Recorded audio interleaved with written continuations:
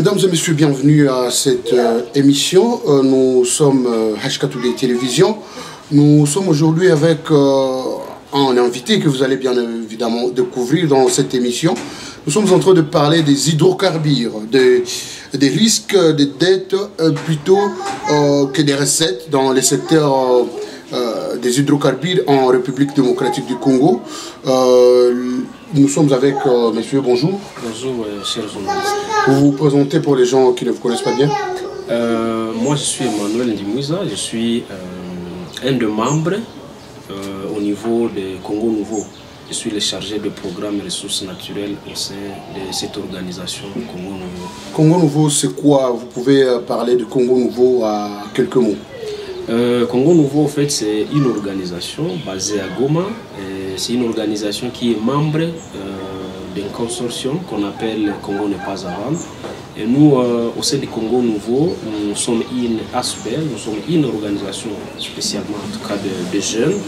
Et nous avons comme vision en fait d'outiller la jeunesse pour que la jeunesse puisse être à mesure de travailler ensemble dans une cohabitation pacifique, pour que les jeunes puissent faire ce que nous appelons la résilience économique, mais aussi nous travaillons avec les jeunes dans les secteurs du genre, dans les secteurs aussi de l'environnement, parce qu'aujourd'hui, comme vous savez, la question de l'environnement, c'est une question qui est à la une.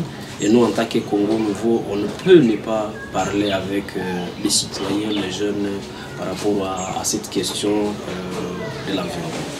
Voilà, tout en vous appelant à vous abonner, à aimer, à commenter nos différentes publications.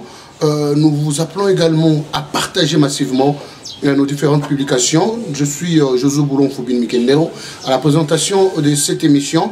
Pour entrer dans le vif, monsieur Emmanuel Ndimouza, vous aviez mené des études dans les secteurs des hydrocarbures en RDC. Vous pouvez nous en parler en survol et à quel résultat vous avez abouti? Merci beaucoup. Comme vous le savez, pas nous en tant que Congo Nouveau seulement, mais plutôt en tant que consortium, tel que je disais, Congo n'est pas à vendre, c'est un consortium des organisations nationales, mais aussi des organisations étrangères. Et nous travaillons actuellement beaucoup plus dans les secteurs de ressources naturelles, mais aussi dans les secteurs de la gouvernance. Comme vous le savez, dans notre pays, la question de la gouvernance, en fait, c'est une question qui cause énormément de problèmes avec tout ce que nous connaissons comme la corruption, le détournement et le reste. Et nous, en tant que membres de CENPAV, Congo Nouveau, on a participé au fait à ce que nous avons vécu en RDC. Comme vous savez, depuis juillet 2022, la RDC, le gouvernement congolais avait fait un appel d'offres dans le cadre du secteur des hydrocarbures en RDC, voulant octroyer certains blocs pétroliers et blocs gaziers à certaines entreprises. Et Congo n'est pas à vendre, à observer, en tout cas scrupuleusement, cet appel d'offres, et on est abouti à un certain nombre de résultats, notamment c'est qu'il y a eu opacité au fait dans la passation de marché du secteur des hydrocarbures en RDC. Pourtant, la vision du gouvernement était de gagner 2 milliards de dollars. Mais on s'est rendu compte qu'au lieu de gagner 2 milliards de dollars, comme le processus est opaque, comme le processus n'est pas transparent et comme le processus n'est pas aussi redevable, ça signifie que la RDC est en train de courir au fait les risques de dettes que de gagner de milliards de dollars tels que rêvé. C'est vrai, le gouvernement congolais a le plein droit de rêver de gagner 2 milliards de dollars, parce que si on a 2 milliards de dollars, on peut investir par exemple dans les secteurs de la santé, dans les secteurs de l'éducation, dans les secteurs des infrastructures. On va construire les routes partout. On va aussi créer l'emploi, parce que lorsqu'on exploite les hydrocarbures, c'est une main d'œuvre au fait qu'on engage dans les secteurs. Et le gouvernement congolais, qui a cette vision beaucoup plus économique, voulait à tout prix passer à la passation de ces marchés. On a observé aussi que la RDC, au fait, lors de du Conseil de ministres, il y avait eu 16 blocs pétroliers qui étaient approuvés par le Conseil de ministres. Mais malheureusement jusqu'à aujourd'hui, on a vu depuis juillet 2022, lors de l'octroi ou lors de la vente même des blocs pétroliers, qu'il y a eu 27 blocs pétroliers et 3 blocs gaziers. C'est qu'il y a vraiment une différence. Il y a déjà des surplus de 11 blocs pétroliers et 3 blocs gaziers. Comme vous savez, le bloc gazier, il y a des blocs gaziers qui se trouvent, d'ailleurs tous les blocs gaziers aujourd'hui, les 3, se trouvent sur les lacs Kivu. Et on a aussi compris qu'il y a certains blocs pétroliers qui sont dans des zones ou dans des réserves, dans des aires protégées. Et pourtant, jusque-là, c'est pas vraiment, c'est pas de dire qu'il faut à tout prix exploiter, par exemple, les blocs pétroliers qui se trouvent dans des aires ou dans des réserves protégées, dans des parcs et le reste. Il y a aussi certains blocs pétroliers qui présentent des litiges. Ça signifie qu'il y a certains blocs pétroliers qui étaient déjà octroyés par des anciens soumissionnaires qui aujourd'hui ont fait encore objet au fait de l'octroi. Ça signifie que ce sont des blocs pétroliers litigés. Et Senpav, Congo ne pas à vendre, a fait au fait un certain nombre de recommandations pour amener le gouvernement à réfléchir 2 fois avant de s'engager. Pourquoi? Parce que octroyer les blocs pétroliers qui sont à litige, ça signifie on va nous amener au niveau des cours de tribunaux, au niveau des cours arbitrales, et la RDC, au fait, va perdre. Au lieu de gagner, nous allons perdre. Ce sont des risques, au fait, que Congo n'est pas à vendre, est en train de craindre par rapport à cet appel d'offres du secteur des hydrocarbures en RDC.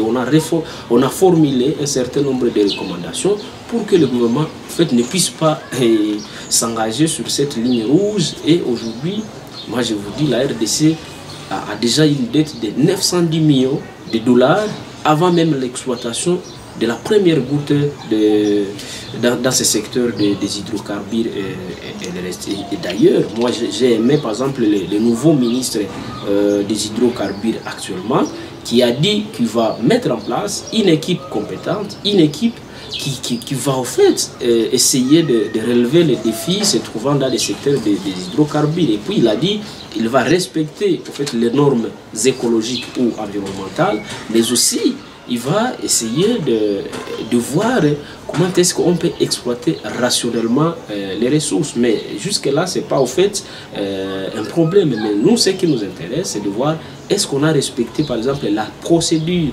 dans l'octroi des blocs pétroliers et les blocs gaziers. Il y a la loi de 2011, il y a la loi de 2015, et il y a aussi le code des hydrocarbures en RDC. Et tout ça, nous voulons que, en fait, la RDC, le gouvernement congolais, puisse respecter. Il y a aussi l'initiative ITIE dans le cadre de la transparence dans les industries extractives. Nous voulons que la RDC puisse s'inscrire réellement dans cette logique. Et la deuxième des choses, c'est que n'oubliez pas que la RDC est signataire de certains accords, principalement par exemple avec les différentes conférences internationales sur le climat ou l'environnement. Et moi je prends le cas typique de la COP 21, donc le sommet de Paris sur le climat de 2015, où la RDC aussi s'est engagée à respecter les normes écologiques. Malheureusement aujourd'hui, on s'est dit il faut aller à l'exploitation des hydrocarbures. N'oubliez pas que, en fait, les fossiles, notamment le pétrole, les gaz, les charbons, sont les principaux en fait, déclencheurs des émissions de gaz à effet de serre. Donc, ça déclenche en fait, les changements et les réchauffements climatiques. Et aujourd'hui, nous, on s'est dit il faut exploiter le pétrole. Mais n'oubliez pas que le monde est en train de migrer vers les énergies renouvelables. Est-ce que nous allons rester dans la logique que les gens sont en train de fuir? Nous allons rester dans les fossiles pendant que les autres sont en train de migrer vers les énergies renouvelables. Mais qui va acheter pour nous? Ça signifie que la RDC doit réfléchir davantage avant de s'engager sur cette ligne que nous considérons comme étant une ligne rouge. Et en s'engageant dans une dynamique d'exploitation rationnelle qui respecte la procédure, de ne pas s'engager au fait dans l'opacité, dans les fraudes et le reste. ça peut beaucoup plus nous réjouir. Monsieur Emmanuel, je rappelle que vous êtes vraiment l'un des environnementalistes, pourquoi pas, vous travaillez, vous œuvrez en tout cas dans les secteurs des hydrocarbures. Emmanuel, je consultais vraiment votre rapport, c'est vraiment consistant, un rapport de plus de 22 pages. Congo Nouveau, appel d'offres du secteur des hydrocarbures en RDC, c'est ça l'intitulé. Risque de dettes plutôt que de recettes. Et voilà, Emmanuel l'a dit, le pays a plus de 910 millions de dettes actuellement dans les secteurs des hydrocarbures. Monsieur Emmanuel, c'est dans combien de temps que vous avez mené cette étude?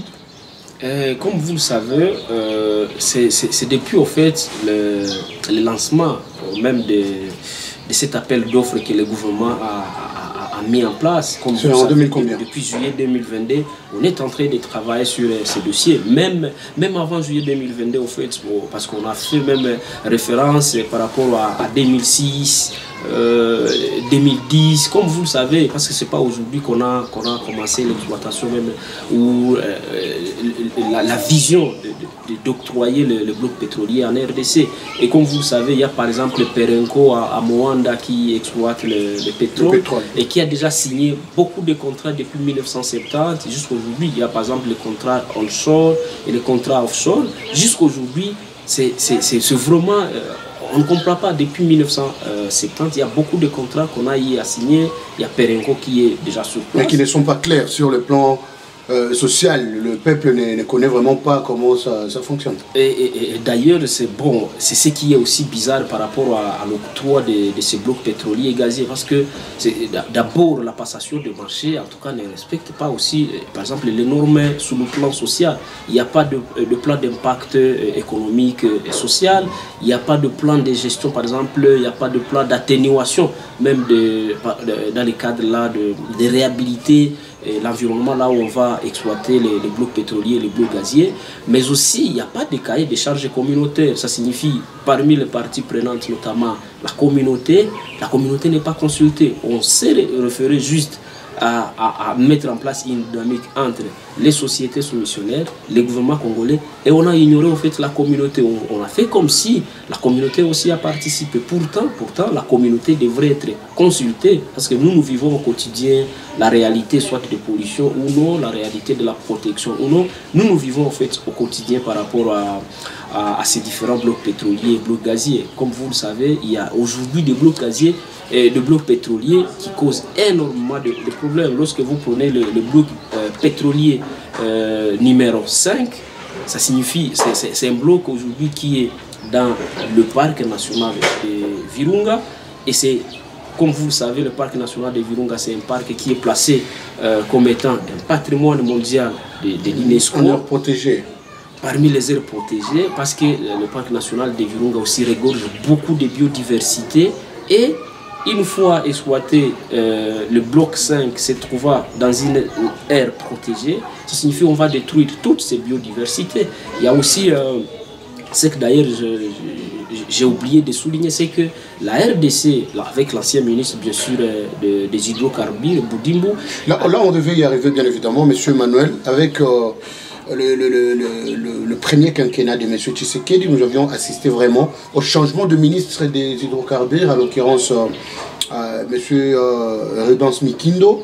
Il y a également Rubens qui avait remplacé quelqu'un d'autre dans le gouvernement, Ilunga Ilunkamba. Et puis il y a l'avènement de M. Didier Boudimbo. À qui on peut jeter cet opprobre, M. Emmanuel? En tout cas, moi je ne saurais pas jeter d'opprobre à qui que ce soit, mais c'est au gouvernement congolais en fait, parce que dans tous les cas... Représenté bien évidemment par le ministre des tutelles. Exact, comme je l'ai dit, c'est pas aujourd'hui au fait qu'on a commencé avec l'octroi de blocs pétroliers et blocs gaziers. Comme vous le savez, vous avez vu avec Soko, avec Total, ce sont des entreprises qui ont toujours existé et qui ont toujours convoité les ressources naturelles au fait de la RDC. Et qui œuvraient dans le parc malheureusement. Exact, vous avez vu comment est-ce que les environnementalistes ont chassé Soko dans les Grands Nord, lorsqu'ils voulaient au fait exploiter aussi le pétrole, mais les environnementalistes ont dit on ne veut pas exploiter tant qu'on ne respecte pas la procédure par rapport à l'exploitation. Et c'est pourquoi je ne saurais pas dire que non, on jette l'opprobre à X ou Y et le reste, mais c'est au gouvernement congolais de prendre en fait ses responsabilités. On ne dit pas les noms de X, Y. Comme vous le savez, vous avez vu par exemple avec l'ancien ministre Boudimbo des hydrocarbures, lui a fait signer, a octroyé ces différents blocs pétroliers dans l'opacité, sans respecter même les normes, sans respecter même les conseils des ministres qui devraient en principe approuver les 27 blocs pétroliers, le plus des 3 gaziers. Mais pour les remercier, aujourd'hui, il a un ministère. Donc ça signifie en fait, c'est un système qu'on est en train de traverser. Et moi je pense, ça vaut la peine en fait de faire quoi, de lutter contre ce système. Et ce que j'étais en train de vouloir souligner, c'est que même les ministres, donc Boudimbo avait affirmé que la RDC doit faire son adhésion à ces méga projets de ICOP, East African Crude Oil Pipeline. C'est un méga projet, moi je vous dis, qui va du lac Albert jusqu'à l'océan Indien. Et ça va traverser au total 1443 km². Et puis, ça va impacter autour de 40 millions de personnes qui vivent en fait et qui dépendent en fait des eaux, donc du bassin du lac Albert, mais aussi du bassin du lac Victoria. Donc ça va détruire toutes ces biodiversités. Et on va exproprier par exemple autant de milliers de personnes, ce qui va impacter beaucoup plus la communauté. Or, ces méga projets, ça sera, je crois, le plus chauffé, en tout cas, qui existe au monde. Et c'est que ça va provoquer beaucoup de choses. Non seulement des marées noires au niveau de l'océan Indien, mais aussi tout au long de son passage, il y a beaucoup de gens qui vont perdre leurs champs, qui vont perdre leurs activités, parce qu'il faut que ces gens dégagent pour aller acheter d'autres maisons dans l'environnement et le reste. Et nous pensons que ces méga projets, en fait, c'est la voie du désastre. Imagine, parce qu'on est en train de s'accaparer des terres des communautés, on est en train de chasser les communautés de leurs terres. Et nous, par exemple, lorsqu'on dit un bloc, il y a des gens qui pensent qu'un bloc, c'est juste 2 mètres carrés. Parce que le bloc pétrolier, c'est vraiment un bloc, et c'est un espace grand et le reste. Et nous pensons que la RDC doit aujourd'hui d'abord suspendre tous les contrats signés dans ces secteurs, essayer de nous mettre en place tous les procès-verbaux de tous les conseils des ministres qui approuvent réellement que la RDC a octroyé 27 blocs pétroliers et 3 gaziers, mais aussi il faut arriver quand même à dégager, à faire des études, parce que la RDC aujourd'hui, nous ne faisons pas d'études, mais plutôt ce sont les gouvernements étrangers, ce sont les entreprises étrangères qui viennent et qui font des études, et nous prenons les résultats in fine. Pourtant, on ne sait pas si c'est que réellement on fait, c'est ce qui est là. Et c'est pourquoi vous allez voir, même je crois, à la page 5 de ces documents, vous allez voir, page 5 ou 6 de ces documents, vous allez voir qu'il y a beaucoup de reports, c'est à la page 6, il y a beaucoup de reports par rapport à cet appel d'offres du secteur des hydrocarbures en RDC. Il y a beaucoup de reports. Par exemple, depuis le 28 juillet 2022 jusqu'au 12 avril 2024. Il y a 12 avril, 19, 26 et 3 mai. Il y a d'autres. Il y a eu beaucoup de reports jusqu'au 22 juillet 2024. C'est qu'une année durant, on est en train de faire de report en report, sauf dans les secteurs bien sûr des blocs gaziers, où on ne sait même pas les entreprises qui ont gagné les marchés, on s'est basé sur quels critères. Il y a des entreprises qui ont gagné des marchés parce qu'ils se sont rencontrés avec soit le ministre, ou parce que le PDG est ami au ministre, bon, ou je ne sais pas ami frère. Quoi. Mais j'ai vu les tweets où le ministre des hydrocarbures lui-même en fait est en train de réceptionner les Jeep, Land Cruiser 4x4, et quelques jours après, l'entreprise a gagné un bloc gazier. Donc il y a beaucoup de choses, il y a l'opacité en fait dans les secteurs des hydrocarbures, il y a beaucoup de choses qui ne marchent pas, et nous pensons que la RDC, on ne refuse pas que la RDC puisse rêver gagner des milliards de dollars, mais la RDC doit s'inscrire aussi dans une logique qui n'est pas opaque. Et il doit aussi avoir l'essence de redevabilité. Mais aussi, il doit consulter aussi la communauté locale. Et la communauté locale doit présenter son cahier de charges pour que, exactement, la communauté se sente qu'elle participe. Voilà, merci beaucoup. Continuez à suivre cet élément parce que vraiment, comme vous allez les découvrir, comme vous êtes en train de les découvrir, bien évidemment, vous êtes en train de trouver qu'il y a beaucoup de choses qui se passent dans ces pays sans que, en tout cas, la population ne soit consultée, malheureusement, comme est en train de dire M. Emmanuel Ndimouza, avec qui nous sommes dans cette émission. Il y a eu beaucoup d'opacité, comme il a révélé. Il y a eu beaucoup, en tout cas beaucoup de flou dans la gestion des blocs pétroliers et beaucoup de reports malheureusement de projets qui devaient vraiment faire entrer beaucoup d'argent dans la caisse de l'État. Monsieur Emmanuel, vous aviez parlé des entreprises étrangères qui sont consultées pour, en tout cas, pour travailler dans le secteur des hydrocarbures. Et là, vous m'amenez à un certain Chukuma Ayodeji, qui est au Chukuma Ayodeji au Juroge, qui est un Nigérian, je pense. Et j'ai lu dans ces documents que, en tout cas, il est l'un de ceux qui avaient été consultés pour, en tout cas, pour étudier, pour faire l'analyse des blocs pétroliers, mais malheureusement, il avait été proposé beaucoup de choses. Pouvez-vous nous en parler également? En fait, comme vous le savez, cet homme d'affaires nigérien, c'est un homme d'affaires. Il a suffisamment d'argent.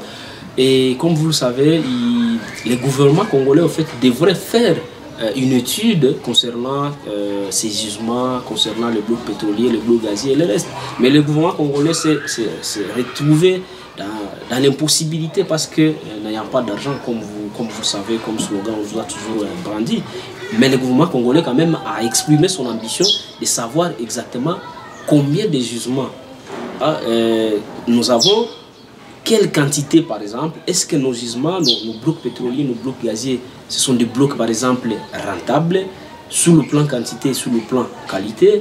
Et le gouvernement a exprimé cette ambition de dire à cet homme d'affaires nigérien, de dire, vous pouvez par exemple préfinancer les études et après avoir fini les études, vous allez choisir des blocs pétroliers de votre choix. Oh là là, oh là là, oh là là. Donc c'est le gouvernement qui propose à quelqu'un de préfinancer et après il va se choisir à lui-même. Exact. L'homme d'affaires va se choisir deux blocs pétroliers de son choix. Pas que le gouvernement va donner en guise de cadeau, mais c'est l'homme d'affaires qui va se chercher, qui va se choisir. Il va choisir deux blocs pétroliers de son choix. Imaginez-vous maintenant, est-ce que vraiment cet homme d'affaires va-t-il prendre des petits blocs? Est-ce qu'il va prendre des blocs qui ne sont pas rentables? Est-ce qu'il va prendre des blocs où le gisement, où l'exploitation par exemple peut se terminer dans 2, 3, 4, 5 jours? Ou bien il va prendre des blocs pétroliers exactement où il y a la rentabilité économique, il y a cette quantité, il y a cette qualité par exemple de pétrole, de gaz et le reste. Donc c'est en quelque sorte comme ça. Et c'est pourquoi nous sommes en train d'appeler au gouvernement congolais au fait de financer même la recherche, que ce soit sur le plan local ou national, que le gouvernement puisse donner de l'argent aux chercheurs, aux scientifiques, parce que ce sont les scientifiques au finish qui alertent, pour que nous puissions avoir des études, pour que nous puissions avoir des recherches efficaces, que le gouvernement va s'approprier. Dans les cas contraires, nous allons en tout cas toujours perdre. Il y a également un ministère de recherche scientifique qui existe en RDC, M. Manuel. Oui, le ministère existe, mais bon, c'est un ministère au fait où des charlatans. Il n'y a pas vraiment de finances. C'est un ministère où les gens, vous arrivez dans un bureau de la recherche, mais vous vous dites, mais finalement, est-ce que vraiment c'est un bureau du ministère de la Recherche? Il n'y a pas de matériel, il n'y a pas de financement pour que les gens aillent sur le terrain. Et vous allez voir que c'est un ministère qui est aussi financé, d'ailleurs par des gouvernements ou des organisations étrangères et le reste. Imagine, c'est lui qui finance sa recherche.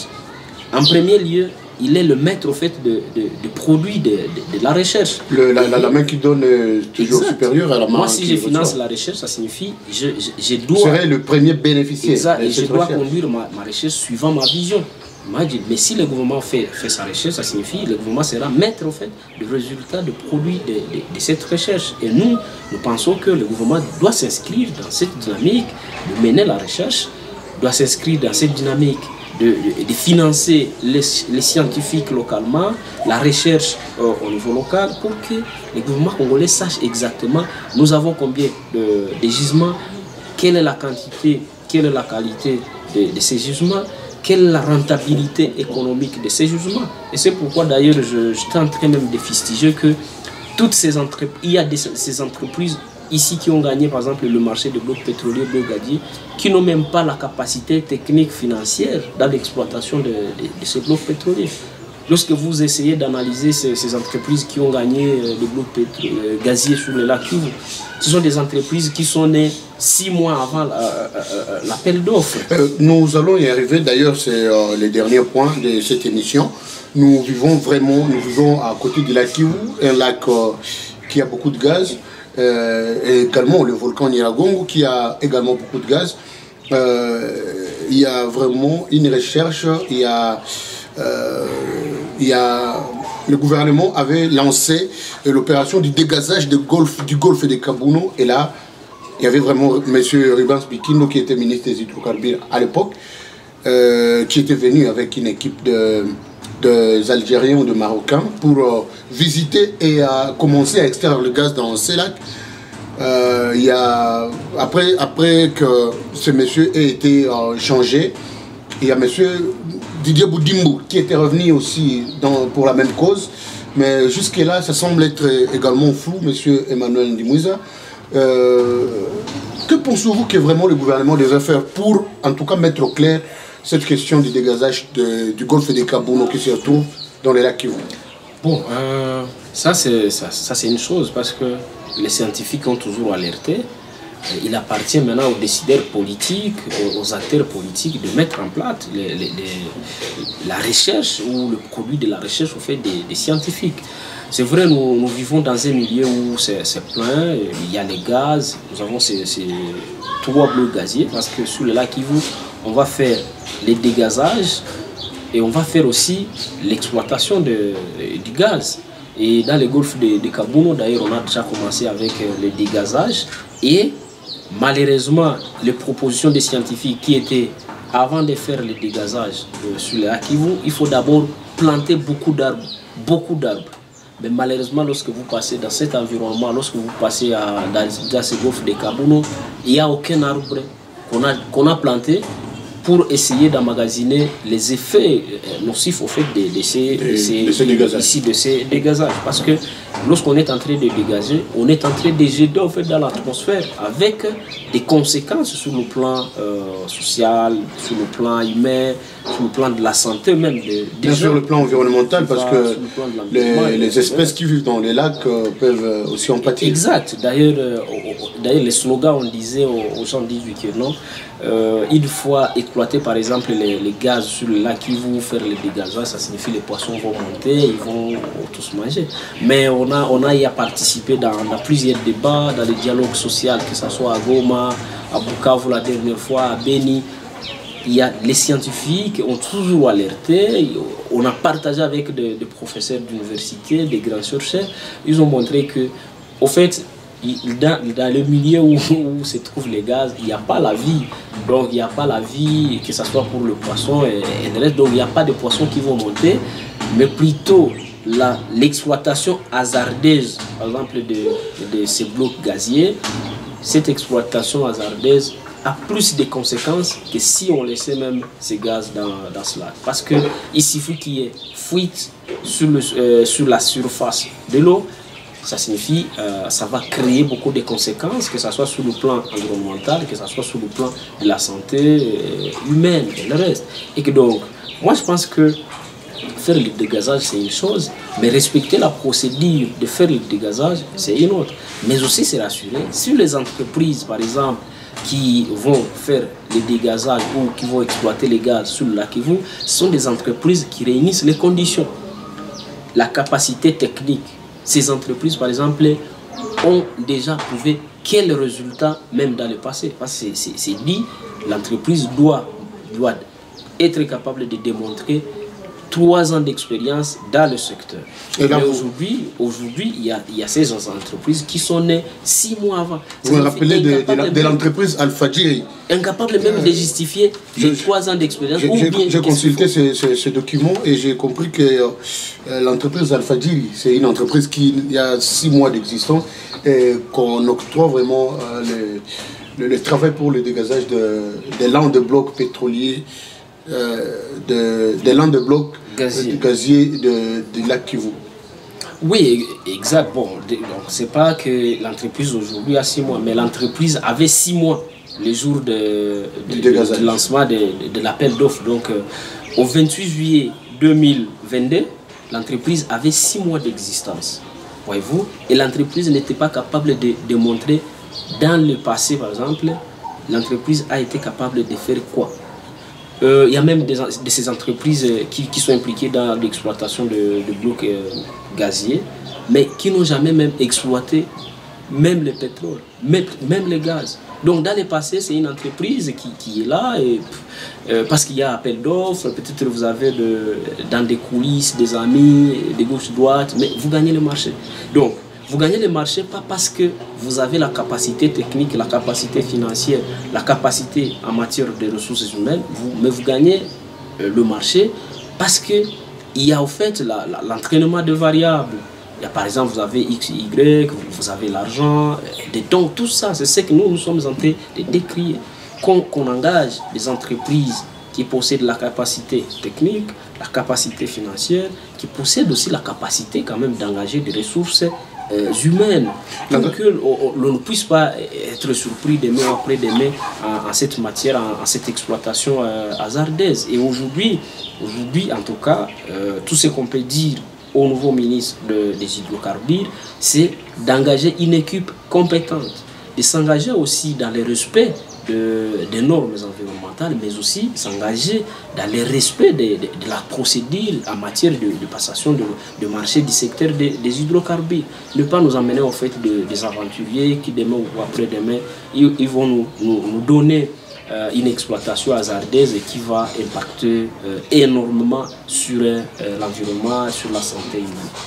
Voilà, c'est avec ces mots que nous sommes en train de vouloir en tout cas chuter dans cette émission. Nous vous appelons toujours à vous abonner, aimer, partager et commenter nos différentes publications. Monsieur Manuel, pour finir, il y a combien de blocs sur les lacs Kivu? Et lesquels? Jusqu'à aujourd'hui, il y a 3 blocs gaziers. Lesquels? Il y a bloc de Luanzovu, il y a bloc de Goma, il y a bloc à Idui. Et ces blocs, au fait, ce sont des blocs qu'on a déjà octroyés à certaines entreprises, notamment Alfadjiri, Windy et le reste. Donc ce sont des blocs aujourd'hui qui sont sur le lac Kivu à l'heure actuelle. Il y a aussi d'autres blocs pétroliers, par exemple. Il y a des blocs pétroliers se trouvant dans la cuvette centrale, il y a des blocs pétroliers se trouvant dans les Rift, East Africa. Il y a beaucoup de blocs, c'est pourquoi aujourd'hui nous avons à l'heure actuelle 27 blocs déjà inventoriés. Il y a des blocs qui se trouvant dans des aires ou des réserves protégées. Il y a des blocs pétroliers se trouvant dans les parcs. Il y a autant de blocs pétroliers jusqu'à l'heure actuelle. Peut-être que les recherches continuent, les recherches vont continuer. Et comme vous le savez, il y a toujours des découvertes au quotidien qu'on peut arriver à mettre en place pour que exactement la RDC puisse être ces scandales géologiques qu'on nous a toujours décriés. Mais que ça ne soit pas scandale géologique parce que ça va bénéficier à une catégorie de personnes, parce que ça sera dans l'opacité, parce que ça ne va pas respecter aussi la procédure, mais que ça soit scandale géologique dans la rationalité, que les gens exactement sentent que nous avons des blocs pétroliers, et ce sont des blocs pétroliers qui peuvent en fait nous appartenir. Comme vous le savez, aujourd'hui, les pétroles ou les hydrocarbures En tout cas, ce n'est pas seulement les seuls secteurs où il y a des milliards de dollars. Il y a d'autres secteurs et le gouvernement ne doit pas nous brandir les seuls secteurs des hydrocarbures comme étant les seuls secteurs qui doivent sauver la RDC. Il y a d'autres secteurs, il y a l'agriculture, il y a l'élevage, il y a beaucoup de secteurs. Il y a aussi, par exemple, avec les crédits carbone, c'est aussi un autre secteur qu'il faut exploiter. Au-delà des crédits carbone, il y a aussi ces énergies renouvelables. Donc il y a beaucoup de secteurs qu'on peut exploiter en RDC et nous allons garder par exemple notre pétrole, notre gaz. Et les jours où on aura besoin par exemple de ça, on peut les exploiter parce qu'on ne va pas le voler. Avez-vous un jour vu, à part peut-être dans les discours de Donald Trump, qui a dit que les États-Unis vont s'impliquer aussi dans l'exploitation de leurs hydrocarbures et le reste, mais ils ont le pétrole énorme, ils ont des gaz énormes, mais ils disent exploitons d'abord ce qui est là et puis nous gardons notre pétrole. Nous aussi, ils gardent comme réserve. Exact, nous aussi, nous avons beaucoup de secteurs qu'on peut exploiter tout en gardant notre pétrole parce qu'on ne va pas le voler dans tous les cas.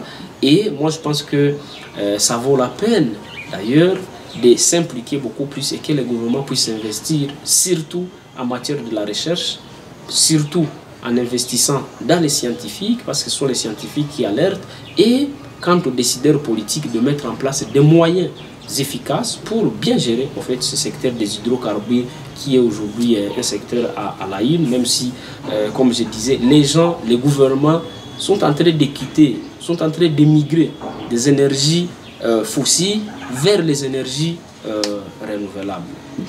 Voilà, donc c'était ça l'appel que vous aviez aux autorités. Qu'est-ce que vous avez à dire, si possible, à la population, à la communauté? Ce que j'ai à dire, c'est que nous avons engagé, en tout cas, cette procédure de sensibiliser la communauté, d'éveiller la communauté, d'intensifier des campagnes, d'organiser la communauté. Dans le cadre d'ailleurs de dialogue social, on a fait un dialogue à Goma, on a fait un dialogue à Beni, on a fait aussi un autre dialogue à Bukavu. Et au-delà de ces dialogues, nous allons aussi intensifier la campagne de plaidoyer pour rencontrer, que ce soit le gouvernement congolais, à travers bien sûr le ministère des hydrocarbures, le ministère de l'Environnement, mais aussi les partenaires de la RDC, pour qu'ensemble on puisse trouver la solution. On ne doit pas continuer d'opérer dans l'opacité, on ne doit pas continuer de rester dans un système qui n'est pas redevable, on ne doit pas continuer quand même de vendre les choses comme les blocs pétroliers, les blocs gaziers dans l'opacité, juste parce que quelqu'un veut mettre son argent en poche. Parce qu'on va vraiment intensifier toutes ces campagnes, que ce soit les dialogues sociaux, que ce soit le plaidoyer à tous les niveaux, mais aussi au niveau de la communauté, que la communauté reste en éveil, que la communauté comprenne exactement qu'il faut qu'il y ait un cahier de charges communautaire. Il faut qu'il y ait ce plan d'études et d'impact économique et social, mais aussi un plan de gestion ou de réhabilitation ou d'atténuation des conséquences ici de l'exploitation de blocs gaziers. C'est que la communauté doit s'approprier un projet qui est clair, un projet qui n'est pas opaque. Et aux téléspectateurs des HK? Aux téléspectateurs des HK, c'est que, en tout cas, continuer bien sûr de liker, de partager, mais aussi n'oubliez pas de faire des commentaires parce que les commentaires que les téléspectateurs vont faire, ce sont des commentaires qui vont enrichir aussi notre campagne de plaidoyer, mais aussi notre campagne dans le cadre du dialogue social, mais aussi ce sont des suggestions qui vont aussi nous aider à parfaire nos connaissances parce que c'est pas que l'on a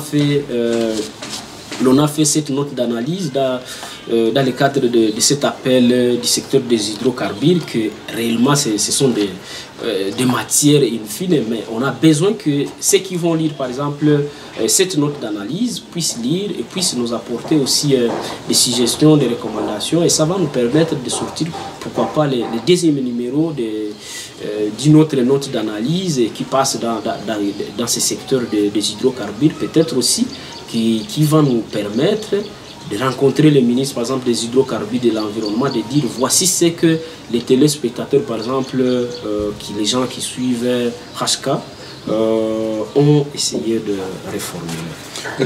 Que peut faire la personne qui peut vouloir avoir ce document? La personne qui peut vouloir avoir ces documents, c'est qu'il peut consulter même les sites, soit des Congo Nouveau, ou bien il peut passer à un des bureaux des organisations, par exemple membre de SENPAV, et il peut facilement avoir ces documents.